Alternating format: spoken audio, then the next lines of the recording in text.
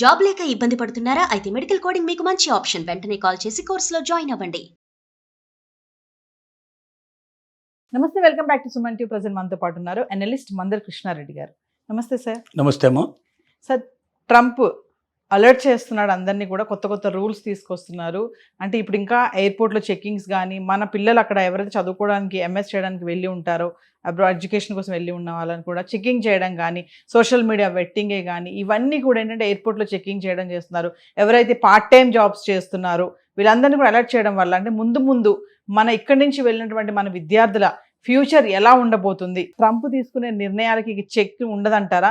ఇలానే ఉంటుందా ఇంకా ముందు ట్రంప్ ఉన్నంత టర్మ్ వరకు కూడా? అంటే సార్, ట్రంప్ రాత్రి పడుకొని పొద్దున్న లేచేసరికల్లా ఏం ఆలోచనలు వస్తాయో తెల్లారి వాటిని అమలు పరిచే ప్రయత్నం చేస్తాడు.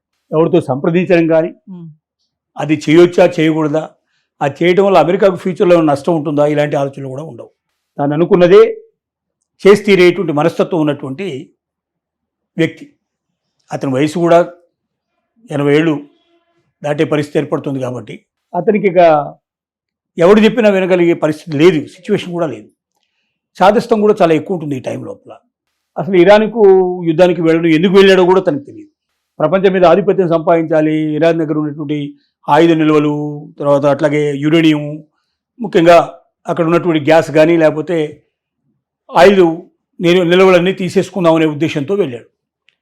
ఇప్పుడు బయటికి రాలేని పరిస్థితి ఏర్పడింది, సిచ్యువేషను. సరే, దానికి ఏదో తంటాలు పడుతున్నాడు. భారతదేశం నుంచి ప్రతి సంవత్సరం కూడా 1980స్లోనో మనం 85లో చూస్తే చాలా రేరుగా వెళ్ళేవాళ్ళు. అంటే ఎవరి దగ్గర అయితే శక్తి ఉందో, క్యాపబిలిటీ ఉందో, అమెరికాలో డబ్బు పోసి చదువుకోవడానికి నెలకు 2 లక్షలు 3 లక్షల రూపాయలు కంపల్సరీగా ఇక్కడి నుంచి పంపిస్తే తప్ప అక్కడ చదువు పూర్తి కానటువంటి పరిస్థితి ఉండేది. కాబట్టి అలాంటి దానికి తగిన వ్యక్తులు మాత్రమే అమెరికాను చూజ్ చేసుకునేవాళ్ళు, వెళ్ళి వచ్చేవాళ్ళు. వెళ్ళి అక్కడే సెటిల్ అయ్యేవాళ్ళు చాలామంది, కొంతమంది వెనక్కి వచ్చేసేవాళ్ళు. ఇలా జరుగుతుంది. ఆ తర్వాత అక్కడ ఏమైనా అంటే H1B వీసాలు క్రియేట్ చేయడం వల్ల మధ్యతరగతి వాళ్ళకి చాలామందికి అక్కడ ఉద్యోగాలు దొరికే పరిస్థితి ఏర్పడింది. అక్కడ సిచ్యువేషన్ అంతా స్టడీ చేస్తే రెస్టారెంట్సు, అక్కడ పెట్రోల్ బంకులు, బేబీ సిట్టర్సు, రకరకాలుగా చాలా ఉన్నాయి అక్కడ. వీటన్నిటికీ మ్యాన్ పవర్ కావాలి. ఈ మ్యాన్ పవరు అమెరికన్స్నే తీసుకొని మ్యాన్ పవర్ పెట్టుకోవచ్చు వాళ్ళు. కానీ ఇండియా నుంచి వెళ్ళిన వాళ్ళకన్నా 4 to 5 times ఎక్కువగా వాళ్ళకి జీతాలు ఇవ్వాల్సిన పరిస్థితి ఏర్పడుతుంది. నెంబర్ 1, ఎక్కువ పే చేయాలి. రెండోది, టైం టు టైం. ఆ 8 hours అంటే 8 hours కరెక్ట్గా ఏ టైం చెప్పాడో ఆ టైంకి అక్కడ ఉంటారు. టైం అయిపోయిన 1 సెకండ్ కూడా ఉండరు, వాళ్ళు వెంటనే బయటికి వెళ్ళిపోతారు. రెండోది, ఒబీడియన్స్.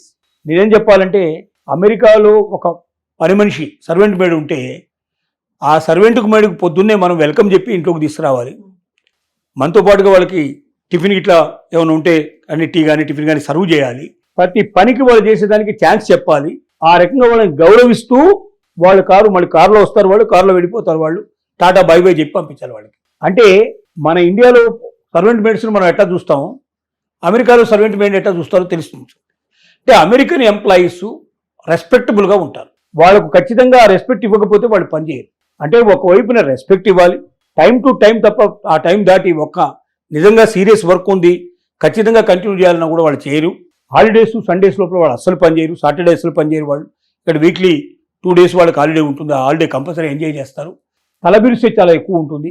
బాస్కి ఎవరు పెద్ద వాల్యూ ఇచ్చేవాడు ఎవరు ఉండడు, హాయ్ అంటే హాయ్ అంటారు. ఇలాంటి అనేక రకాల కారణాల చేత ఇండియన్స్ నుంచి కానీ లేకపోతే వేరే కంట్రీస్ నుంచి వచ్చిన వాళ్ళని పెట్టుకుంటే ఈ తలనొప్పులన్నీ పోతాయి. 4-5 times మనకు మిగులుతుంది, డబ్బులు మిగులుతాయి. రెండు, ఎక్కువ టైం అయినా వాళ్ళతో పని చేయించుకోవచ్చు. హాలిడేస్, సండేస్లో కూడా వాళ్ళతో వర్క్ చేయించుకోవచ్చు, సాటర్డే కూడా చేయించుకోవచ్చు అనే భావంతో వీళ్ళను ఎంప్లాయ్మెంట్కి తీసుకోవడానికి కూడా సిద్ధపడ్డారు. అంటే మిడిల్ క్లాస్ వాళ్ళు కూడా భారతదేశం నుంచి తమ దగ్గర డబ్బు లేకపోయినా వాళ్ళు అమెరికా పోయి చదువుకొని అక్కడ ఏదో ఉద్యోగం చేసుకొని వాళ్ళకి వచ్చే డబ్బులతోటి వాళ్ళు ఫీజు గిట్లా కట్టేసుకొని చదువు పూర్తి చేసుకుని ఉద్యోగం కూడా సంపాదించి ఇక్కడికి డబ్బులు పంపించేటువంటి ఏర్పాటు చేస్తారని ఒక నమ్మకం కుదిరింది. లక్షలాది మంది స్టూడెంట్స్ వెళ్ళడం మొదలుపెట్టారు.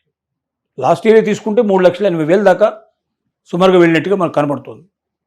ఈ సంవత్సరం బాగా తగ్గిపోతుంది, డ్రాస్టిక్గా తగ్గింది. 25% తగ్గిపోయే పరిస్థితి ఏర్పడిందని ఆల్రెడీ చెప్పారు.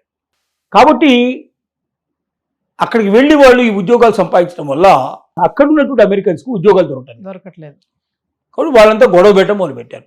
ట్రంప్ ఏం చెప్పాడు, నేను ఈసారి మళ్ళీ నెక్స్ట్ టైం నేను ప్రెసిడెంట్గా వచ్చినట్టయితే వలసదారులు ఎవరైతే ఉన్నారో వాళ్ళందరినీ ఈ దేశం నుంచి పంపించే ప్రయత్నం నేను చేస్తాను. ఇక్కడ ఉన్నట్టు అమెరికన్స్కి ఉద్యోగాలు దొరికేట్టుగా చేస్తాను, దానికి ఎన్ని రకాల అవకాశాలు ఉన్నాయి అన్ని రకాల అవకాశాలను ప్రయత్నం చేస్తాను, ఉపయోగించుకుంటానని చెప్పి ఆ రకంగా తీసుకున్నాడు, స్టెప్ తీసుకున్నాడు. చాలామందిని రెక్కలు విరిచేసేసి కట్టేసేసి తీసుకొచ్చి విమానాలు తీసుకొచ్చి ఆయా దేశాల్లో పడేసి కూడా పోయినారు.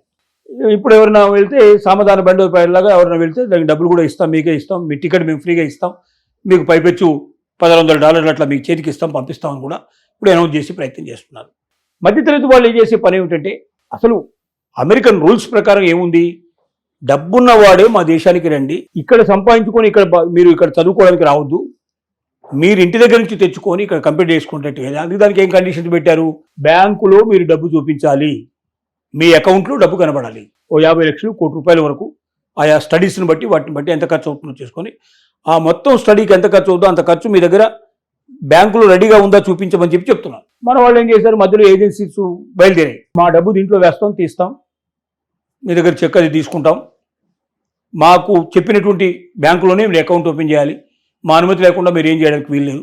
ఆ 2 డేసో 3 డేసో ఒక 1 వీకో మనం వెళ్ళి అక్కడ వాళ్ళ ఎంబసీలోకి వెళ్ళి ఎక్కడైతే మనకు ఈ సెంటర్స్ ఉన్నాయో సెంటర్స్లోకి వెళ్ళి అక్కడ మీకు వీసా మంజూరు అయ్యేదాకా మీకు ఓకే అయితే వెంటనే మేము మా డబ్బులు మేము తీసేసుకుంటాం, దానికి గాను ప్రతి రోజుకి ఇంత చొప్పున మీరు ఇవ్వాలి, టోటల్ అమౌంట్ ఇంత పే చేయాలి అని దానికి కూడా ఒక రకమైనటువంటి అగ్రిమెంట్ చేసేసుకొని ఆ రకంగా కూడా ఏజెన్సీలే డబ్బులు మన దాంట్లో వేసి వాళ్ళు తీసేసుకునే పత్రం కూడా ఏర్పాటు చేస్తున్నారు.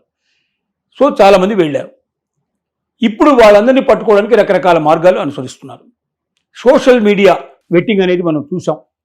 ఈ సోషల్ మీడియా వెట్టింగ్ ద్వారా దాన్ని జనరల్ చేసేయాలి, ప్రైవేట్గా ఉండే సోషల్ మీడియాని జనరల్ చేసేస్తే దానికి ఏం చేస్తారంటే వాళ్ళు మొత్తం టోటల్గా చెక్ చేస్తారు, ఎక్కడెక్కడైనా దీనికి సంబంధించిన ఇన్ఫర్మేషన్ ఉండే అవకాశాలు ఉంటాయి. కాబట్టి సహజంగా ఫ్రెండ్స్ తోటో వాళ్ళతో వీటితోటో ఎట్లా పోతున్నారు అమెరికా అంటే, ఏముంది ఏజెన్సీని పట్టుకున్నాను, 12 వాడు డబ్బులు వేస్తాడు, తీస్తాడు, మా నాన్న ఇది చేస్తాడు, ఇక్కడ నుంచి ఇది చేస్తున్నావు, అక్కడ నుంచి అన్ని వీడు చెప్పుకుంటారు కదా, సహజంగా చెప్పేటువంటి కూడా బయటపడే అవకాశాలు ఉంటాయి. ఇవన్నీ వెట్టింగ్ లోపలికి బయటకు పడుతాయి. కాబట్టి వాళ్ళను క్షుణ్ణంగా పరిశీలించి వాళ్ళు అమెరికాలోకి అడుగుపెట్టడానికి అవకాశం ఇస్తున్నారు.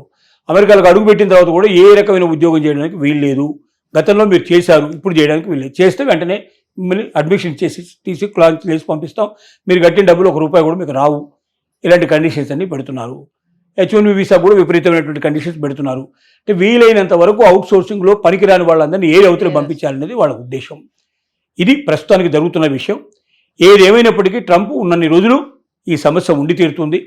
ట్రంప్ వెళితే కొత్తవాడు కూడా ట్రంప్ లాంటి వాడు రాకపోతే మళ్ళీ ఏమైనా ఇండియన్స్కి మంచి అవకాశాలు దొరుకుతాయి, లేకపోతే ఈ దేశంలోనే దానికి తగినట్టుగా అమెరికాలో దొరికేంత జీతం వాళ్ళు ఇక్కడ దొరికే అవకాశం ఉంది. అమెరికాలో ఉన్నట్టు అవకాశాలు ఇక్కడ కూడా దొరుకుతున్నాయి. కాబట్టి శక్తి ఉంటే మన దగ్గర, క్యాపబిలిటీ ఉంటే, మన ఎడ్యుకేషన్ కానీ మన నాలెడ్జ్ కానీ మనం బాగా పెంచుకుంటే మనం ఏ దేశాల్లో వెతుక్కుంటూ వెళ్లాల్సిన అక్కర్లేదు. భారతదేశానికి అన్ని దేశాలు వచ్చి పెట్టుబడి పెడుతున్నాయి ఇవాళ. కాబట్టి మన దేశంలోనే మనకు ఉద్యోగం దొరుకుతుంది. ఆ దమ్ము ధైర్యం లేనివాడు అమెరికా వెళ్ళినా ఇవాళ పరిస్థితి అంటే అక్కడి నుంచి కూడా గెంటేసే పరిస్థితులు ఉన్నాయి. కాబట్టి మనలో ఉన్నట్టు క్యాపబిలిటీ పెంచుకోవాల్సిందిగా ప్రతి స్టూడెంట్కి నేను విజ్ఞప్తి చేస్తున్నాను. Thank you.